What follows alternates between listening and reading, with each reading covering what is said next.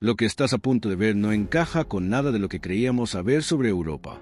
Durante miles de años, se pensaba que los cazadores-recolectores desaparecieron, pero en un lugar olvidado nunca lo hicieron. Y lo que ocurrió después cambió el destino de todo un continente. Lo que estás a punto de ver no debería existir. Durante décadas, los científicos creyeron que la historia de Europa ya estaba completamente resuelta. Una narrativa clara, limpia, casi perfecta. Los primeros agricultores llegaron desde Anatolia. Trajeron trigo, ganado y algo más importante, su ADN. Y en cuestión de siglos, todo cambió. Los antiguos habitantes de Europa, los cazadores-recolectores, desaparecieron. No poco a poco, sino casi por completo. En el centro de Europa, hasta el 100% de la población fue reemplazada. En Gran Bretaña, sus linajes se redujeron a casi nada. En Iberia, lo mismo. En Escandinavia, exactamente el mismo patrón. Una y otra vez, los datos contaban la misma historia. No fue mezcla, no fue coexistencia, fue reemplazo. 3 capas humanas, perfectamente ordenadas. Primero, los cazadores-recolectores. Luego, los agricultores. Y finalmente, los pastores de las estepas. Era elegante, era lógico, y lo más importante, parecía definitivo. Durante años, este modelo se convirtió en la base de toda la arqueología europea. Si cambiaba la cerámica, significaba nueva gente. Si cambiaban los rituales funerarios, nueva población. Si cambiaban las herramientas, otra migración. Todo encajaba, hasta que dejó de encajar, porque había un lugar donde esta historia simplemente no funcionaba. Un lugar donde el tiempo parecía avanzar, pero la gente no cambiaba. En la costa del norte de Europa, entre lo que hoy conocemos como los Países Bajos y Bélgica, existía una región diferente a todo el resto del continente. No eran campos abiertos, no eran tierras fértiles ideales para la agricultura. Era un laberinto, ríos que se dividían en cientos de canales, tierras bajas cubiertas de agua, pantanos, turberas, marismas. Un mundo donde cultivar no era fácil, pero sobrevivir sí lo era. Peces en abundancia, aves migratorias, ciervos, castores, nutrias. Un ecosistema rico, pero salvaje. Y hace miles de años, este lugar tenía un nombre: Doggerland, una vasta tierra que conectaba Gran Bretaña con Europa, hasta que desapareció bajo el mar. Pero su gente no desapareció con ella. Se movieron a terrenos más altos, a las dunas, a los bordes de los ríos, y allí se quedaron durante miles de años, mientras el resto de Europa cambiaba, evolucionaba, se transformaba. Ellos no lo hicieron, o al menos eso parecía. Los arqueólogos empezaron a notar algo extraño. Estas comunidades usaban cerámica, criaban algunos animales, incluso cultivaban pequeñas cantidades, pero su dieta contaba otra historia: pescado, aves salvajes, plantas silvestres, caza. No vivían como agricultores, vivían como cazadores-recolectores. Miles de años después de que ese estilo de vida hubiera desaparecido en casi toda Europa. Era una anomalía, un error en el sistema. La pregunta era simple, pero peligrosa. ¿Eran realmente los mismos pueblos de siempre? ¿O eran nuevos humanos, fingiendo ser antiguos? Durante mucho tiempo nadie pudo responder, porque la evidencia estaba enterrada, literalmente, y lo que escondía estaba a punto de cambiar todo. Para entender lo que ocurrió aquí, tienes que olvidar todo lo que crees saber sobre la evolución. Porque en este lugar, el progreso no fue una línea recta, fue una elección. Imagina despertar hace 6.000 años en este paisaje. No hay ciudades, no hay campos de trigo hasta el horizonte, solo agua y vida. El aire huele a sal y humedad. El suelo no es firme, es blando, oscuro, vivo. Caminas sobre una franja de tierra elevada rodeada de canales. A tu alrededor, el sonido constante del agua moviéndose lentamente. Y entonces lo ves. Una canoa, tallada en un solo tronco de tilo, más de 5 metros de largo. Ligera, pero resistente. Alguien la empuja hacia el agua. No es un granjero, es un pescador. Lanza redes tejidas a mano. Coloca trampas hechas de hueso y madera. Conoce cada corriente, cada movimiento de los peces. Aquí, nadie depende de la tierra, dependen del agua. Durante el verano, recolectan plantas silvestres. Durante el invierno, cazan castores y nutrias por su piel. Las aves migratorias llenan el cielo, y la comida nunca escasea. No hay presión para cambiar. No hay necesidad de convertirse en agricultores. Mientras el resto de Europa luchaba por cultivar, ellos ya vivían en abundancia. Y eso lo cambia todo, porque la agricultura no es una mejora automática, es una adaptación. Y en este lugar no era necesaria. Pero lo más impactante no era cómo vivían, era cómo se veían. Durante mucho tiempo, imaginamos a los europeos antiguos como versiones primitivas de nosotros mismos. Piel clara, cabello claro, pero el ADN cuenta otra historia. Los cazadores-recolectores de Europa Occidental tenían piel oscura y ojos azules, un contraste que hoy parece imposible, pero que fue la norma durante miles de años. No tenían los genes de piel clara que llegaron después con los agricultores. No los necesitaban. Obtenían vitamina D del pescado, de la carne, no del sol.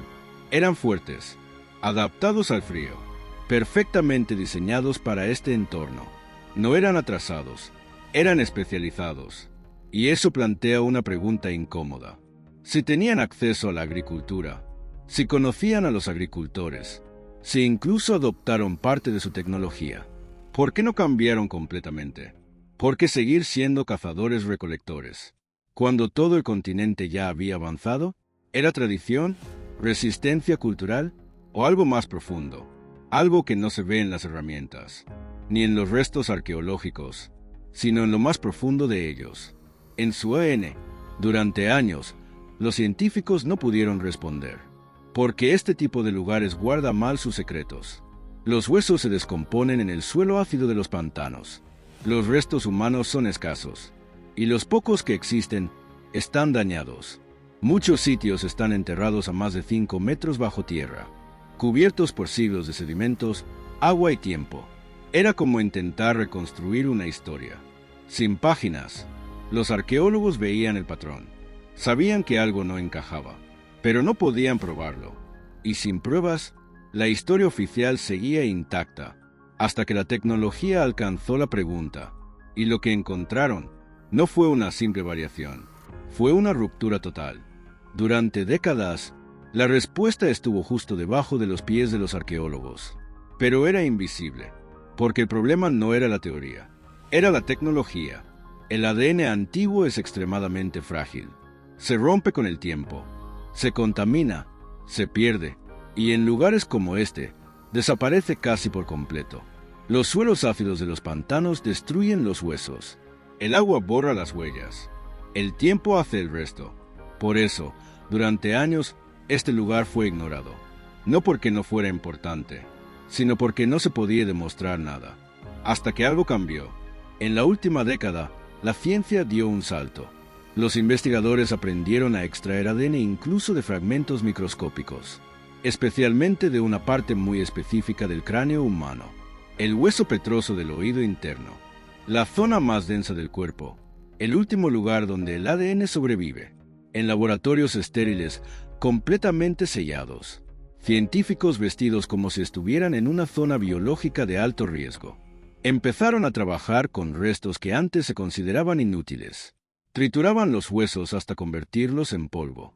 Eliminaban miles de años de contaminación y buscaban algo casi imposible: fragmentos de información genética, cadenas rotas, incompletas, casi legibles, pero suficientes. En 2026, un equipo internacional liderado por investigadores de Europa y Harvard publicó uno de los estudios más grandes jamás realizados. Más de 1.100 individuos analizados, casi 7.000 años de historia genética, desde el Mesolítico hasta la Edad del Bronce. Por primera vez, no era una foto, era una película. Podían ver generación por generación qué había pasado realmente en este lugar, y lo que encontraron no tenía sentido. Mientras en el resto de Europa, la genética de los cazadores-recolectores desaparecía en pocos siglos. Aquí no, se mantuvo alrededor del 50%, no durante unas generaciones, durante 3.000 años. Piensa en eso. 80 generaciones humanas, sin desaparecer, sin diluirse, sin ser reemplazados, en un continente donde todo había cambiado. Ellos permanecieron, pero lo más impactante no era solo cuántos sobrevivieron, sino cómo. Los científicos analizaron dos líneas clave del ADN, el cromosoma Y, que pasa de padre a hijo, y el ADN mitocondrial, que viene de la madre, y ahí apareció el patrón. El cromosoma Y seguía siendo casi completamente de cazadores-recolectores, pero el ADN materno empezó a cambiar. Las mujeres venían de fuera, mujeres agricultoras, entrando en comunidades de cazadores, no al revés. Esto no fue una invasión, no fue una conquista, fue algo mucho más extraño, una mezcla selectiva. Los hombres permanecían, las mujeres llegaban, traían conocimientos, animales, cultivos, pero no reemplazaban la población, se integraban en ella. Esto rompe completamente el modelo clásico, porque en el resto de Europa, los agricultores reemplazaron a los cazadores. Aquí, no pudieron. La razón, el entorno, un paisaje de agua, pantanos y canales, donde la agricultura intensiva simplemente no funcionaba. Mientras otros dependían del trigo, ellos tenían peces. Mientras otros necesitaban tierras, ellos ya tenían todo lo necesario. No había presión, no había urgencia, no había necesidad de cambiar. Y eso creó algo único en la historia humana, una población que no solo sobrevivió, sino que resistió durante milenios, en medio de un continente completamente transformado.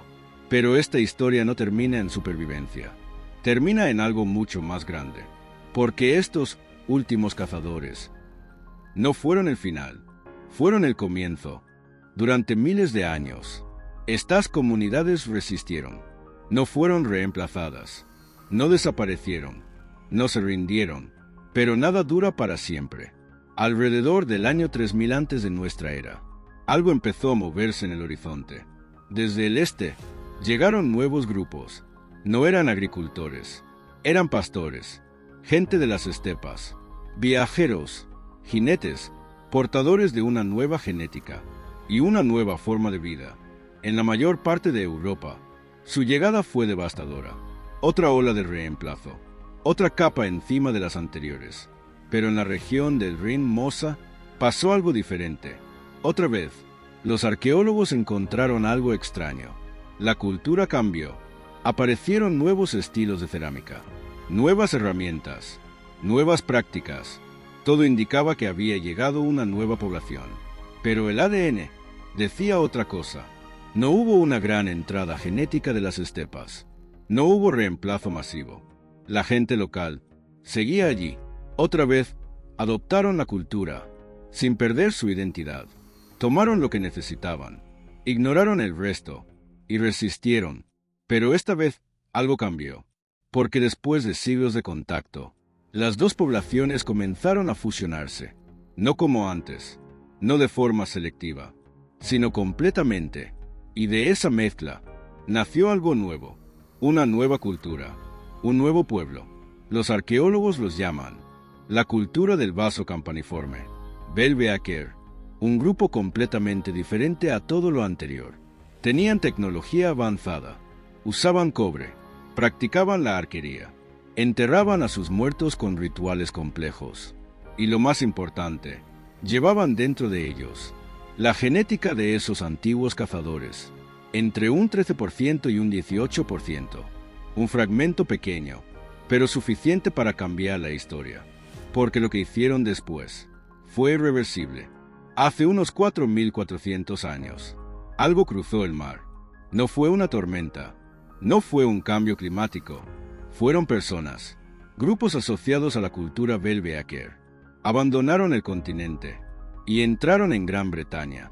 Lo que ocurrió después fue uno de los eventos demográficos más extremos de la historia europea. En apenas unos siglos, casi el 90% de la población existente desapareció. No poco a poco, no lentamente, desapareció. Los antiguos agricultores que habían construido monumentos como Stonehenge fueron reemplazados. Sus linajes genéticos casi borrados. y en su lugar apareció algo nuevo, un nuevo perfil genético, un nuevo tipo de población. El haplogrupo R1b, prácticamente inexistente antes, se volvió dominante en más del 90% de los hombres. Una transformación total. Pero aquí es donde la historia da un giro inesperado, porque esas personas no eran completamente nuevas. Llevaban dentro de ellas una herencia mucho más antigua.